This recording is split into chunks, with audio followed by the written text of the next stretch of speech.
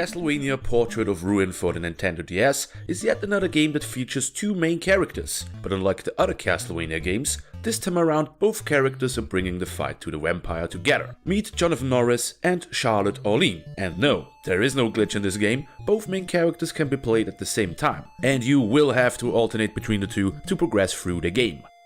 While John is the new wielder of the Vampire Killer Whip and more of a melee fighter, Charlotte is a skilled magic user. But let's talk about the story. It's the year 1944 and the Second World War is ravaging Europe. Millions of people died, and you know what that means. It's time for Castlevania to reappear. Our two heroes spring right into action and travel to Dracula's old crypt.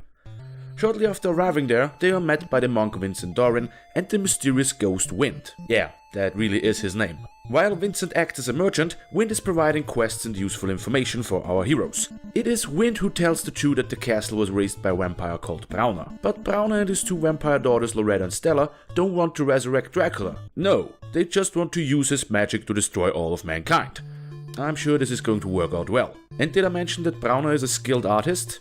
Yeah, a painter with a German name who wants to eradicate humans. Nothing wrong with that. To stop Browner, John and Charlotte have to weaken his hold over the castle. To do so, they have to locate several magical paintings and travel to the pocket dimensions contained in them. Traveling through paintings, you say? I smell a cease and desist letter coming up. Mamma mia! Our heroes have to fight their way through a crazed city, desert ruins, a circus, and a spooky forest. On his way, the player will gain experience points to level up, he will collect better equipment and learn new skills to reach new areas. Pretty standard stuff for a Castlevania game, right? So let's concentrate on the unusual stuff. I already told you that the player can switch between the two main characters. While you take control of either John or Charlotte, you can choose to dismiss the other character or have the game's AI help you. But be warned, the AI can be weird sometimes.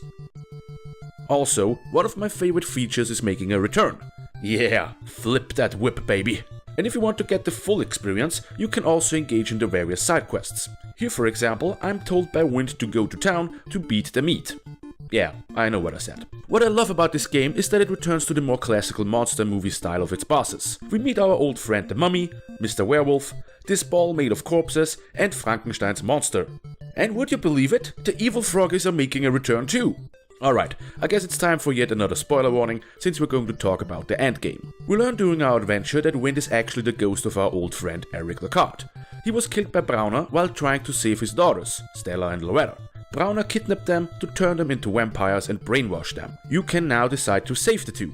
They repay you by helping you unlocking the full power of the Vampire Killer Whip by having you fight against the memory of Richter Belmont. How do you beat him? You just cream pie him.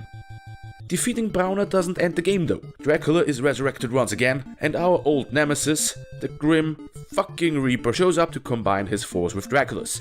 Defeating the Lord of Darkness rewards you with a sweet end credit scene, which shows Eric being able to say goodbye to his daughters, and everyone living happily ever after. But what are my thoughts on the game? I enjoyed it, that's for sure, but it felt a little bit too short to be honest. You have to go through 7 levels to fight the end boss of the game, and even that's just the case if you're aiming for the good ending. There are some nice additions to the game, like the creation of a personalized icon for online play. There's also a chat function, which lets you eavesdrop on the talks between Jonathan and Charlotte, and 2 different modes, which let you play as Richter Belmont or the Vampire Sisters. The mechanic of having 2 playable characters to choose from all the time is nice. You will end up using Jonathan most of the time anyway, since Charlotte is kinda useless. Nevertheless, I give Castlevania Portrait of Ruin 7 out of 10 cream pies.